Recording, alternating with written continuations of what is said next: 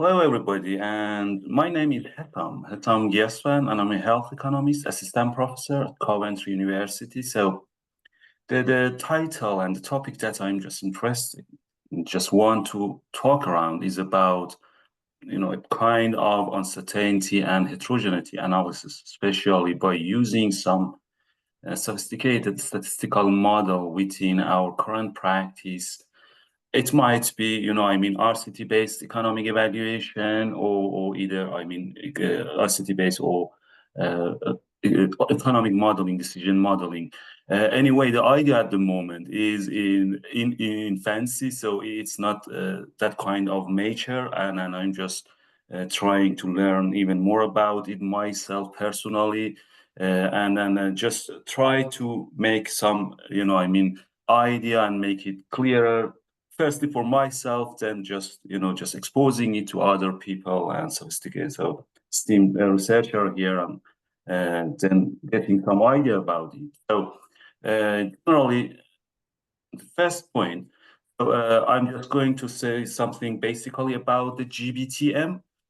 So the GBTM modeling is a form of finite mixture modeling designed to identify latent subgroup and subpopulation within a larger population, a set of population. So it's kind of a latent class analysis, but the GBTM just assume that there are a finite number of population with distinct group. Each of those groups could be identified and characterized by the trajectory of the shape. For some of those, background, contextual information, demographic, as well as the clinical and the disease progression over the time. And the other thing here is that there are different methods to, carry out GBTM, but, majorly just conducted by using the maximum likelihood or MLL. However, there are other methods like Bayesian latent class, which is a bit more sophisticated and complicated. So functional data analysis, structural or structural equation models, KM clustering, as well as rule-based. But for this case study that I'm just using a trial within the, UK for maternity care and giving birth for them, especially in terms of what's going on for mothers.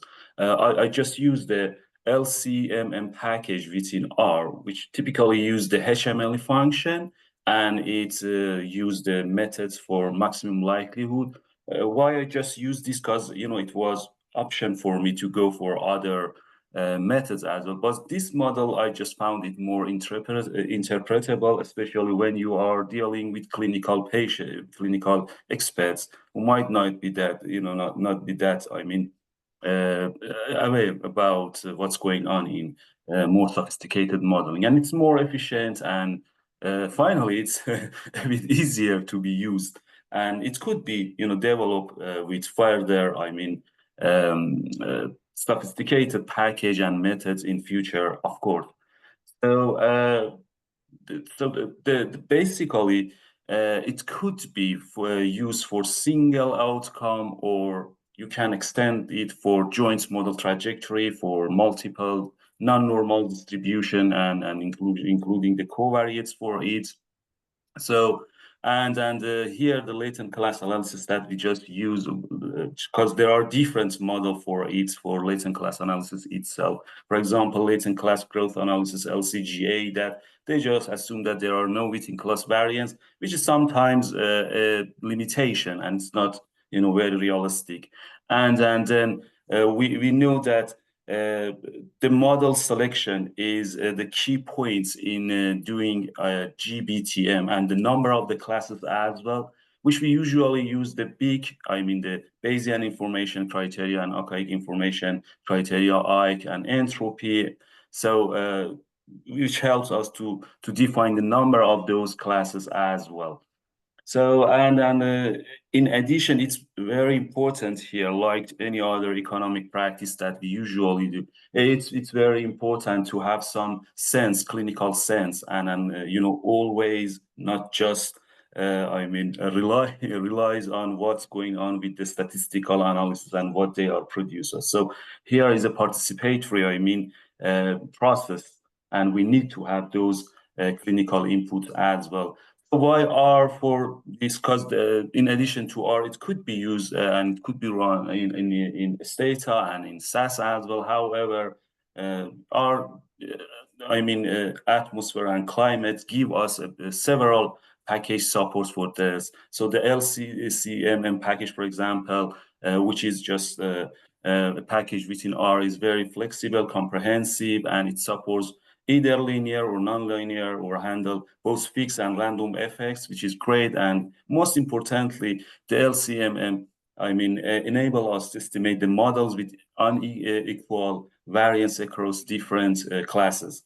So the functions here, you can see there are different functions that we can use within this package. And then this all allows user to fit, using normal distribution, non-Gaussian continuous outcome, and offering significantly adaptability for complex health data. So it means that R could be potentially and practically actually a better and more suitable option here. So you can see here in this table different methods and a related R package that could be used for this kind of analysis. For example, the first one that it just used it, the LCGA analysis. It just could be provided by LCMM and TRAG. And as you are going down, you can see more, sophisticated and complicated model. But here, we just, for the ease of use and interpretability, just stick and stand with latent class analysis and the LCMM. The case study that I just used this practice in it was a randomized control trial. It was about cost effectiveness analysis for a new intervention, which called early induction for baby who were big in terms of their weight and in terms of the mass, and giving some harms when they are just going to be born. So and the RCT itself was a short time, maybe around 6 months, 3 time points for that. So and the first thing that I just used here, I just provided some kind of R code. The first step is just fit baseline model or single class. It's gonna be better to use a single class than expanding and extending it to more classes. You can see some R code here. Then we are moving on to the step 2, which is about, for example, fit the GBTM, an extended version of the first step. So here we just used pre-latent class analysis. Why we use pre-latent class analysis here? Because it's based on an archaic, criteria. It reveal a better, fitness for us to run our model. However, you can do it, for example, for 2 as well, or for 4 as well, based on clinical inputs that you can take from your, clinical expert as well. Because here we have a trade-off between clinical expert viewpoints and statistical analysis here. So the other important aspect of it is graphing the results for the GBT, because it provides different,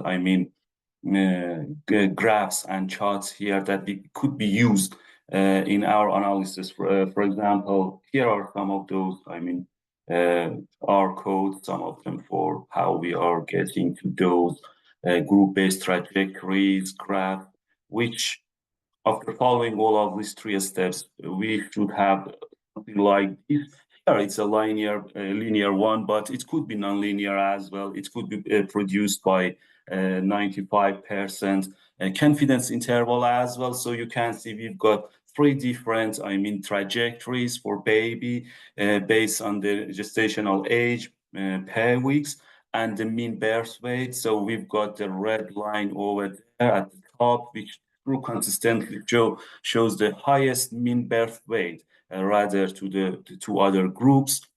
So and we've got the orange, which means that they've got a normal growth in compared to the two other groups, and we've got the yellow one, which means that they are in a slow group. So, these trajectories could be used to have a kind of subgroup analysis and managing the heterogeneity through assigning the cost and qualities for them further on, which I will be, thinking around that as well.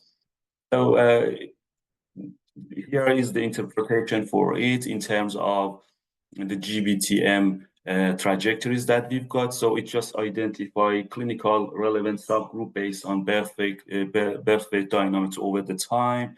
And, you've got some idea and explanation here about the slow growth class, but more importantly, it should be clinically meaningful as well. So the clinical relevance should be checked, and you need to make sure that what you are just doing here is something that has some representative and meaningful implication for real world use.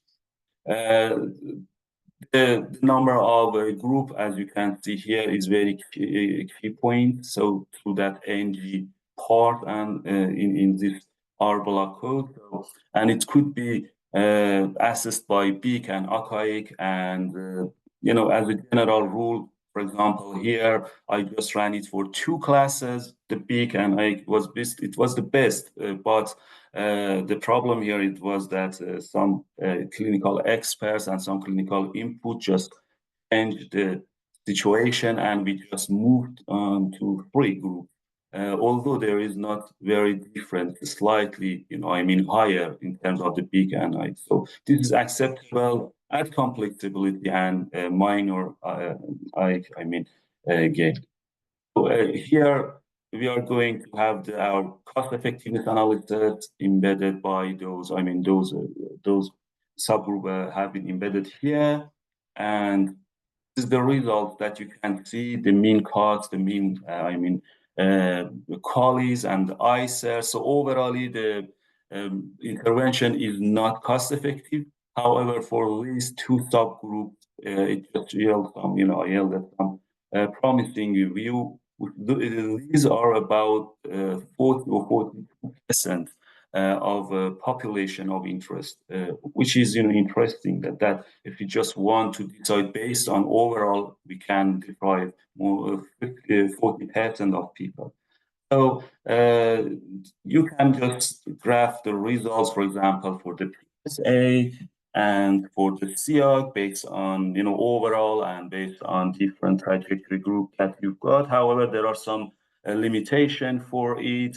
So first of all, it should be embedded must in the must of use based on my personal experience might be more relevant for micro simulation when the individual patient data are available rather than the cohort or Markov models. So we need a good database with multiple different time points, and the other thing is that might be because I just missed that we might need to have a value of information analysis here to explore if it just could help us to get less uncertainty. However, in our case, because the ICER, overall ICER was not cost effective, and those subgroup just changed the decision or the view, at least the view at the moment.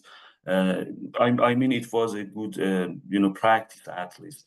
And so the conclusion and then the final point here, the GBM offer a powerful way to identify patient subgroups and so heterogeneity analysis and integrating the GBTM with CA in R. So it's flexible, reproducible, transparent. But these are just, very initial, acts from me, because at the moment I'm working on a tutorial to be used for GBTM in time to event microsimulation. Might be a case for diabetes when we can stratify the risk based on that trajectories, and then testing if this model could be used in the current CA practice.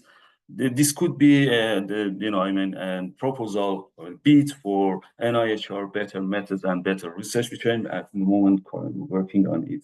Thank you so much, and I'm ready to take any questions, suggestion, everything like this. That would be perfect. Thank you very much, Hesam. You're We very have welcome. a couple of questions from Dawn Lee. Wonder if you would be able to comment a bit on what's driving the cost effectiveness results. She would have expected uh, clinical outcomes to be greater and greater cost effectiveness in the slow growth group, and I think you showed the other way around. Well, actually, so yes, because these results are something that's based on what we've got at the moment, and I just try to make sure the validity in terms of what the clinicians are saying and telling us. So, combination of those inputs with inputs from the data, available data from R-HTA is a bit challenging. That would be, something and some kind of challenge with interpretation. So at the moment, when we say, for example, the slow growth group, they are not, especially in terms of the resource utilization, in terms of the primary care that they are receiving postpartum. So they are less costly, but it's important to consider that I haven't had that opportunity to just dive in, to go deeper, to find out what cost components exactly makes that difference here. Because here, in terms of the quality, we don't have that differences. However, the costs are, obviously more different. But that cost decomposition is something that, I should be considered, and we need to dive it more to find out what happened for this group of patients. Okay. And I wondered for myself, in these three groups, can you identify them? How early can you identify um, which group a baby's in? Sorry, which group was? Sorry, I missed. Which group the baby is in, or the mother is in? I'm not sure of the unit of analysis. But Unit of analysis how? here is mother. Yeah, it's based on mother. Okay, So yes. So and here because it's about the colleague and measuring the colleagues for mothers and the outcome for mother. So and you said that which group? yeah, I'm just wondering. You've got the three groups.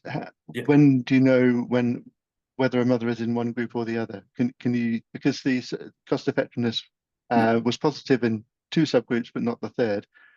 Mm. When would you know which group you're in and whether the intervention is worthwhile? Oh, yeah, that would be something. I think, yeah, it's an excellent point, and spot on it. So, 'cause this is some problem with the same question just raised when we just were presenting in our internal team about that, because it's a bit at the moment because this is just in a very immature phase, and I'm just working Okay, on it to multiplying it. So yeah, then that's the point that at the moment I don't have that clear idea about that what's going on, but yeah, that would be something that I will take and will be expanding on it in my future work on right, it. Yeah, thank you. very nice.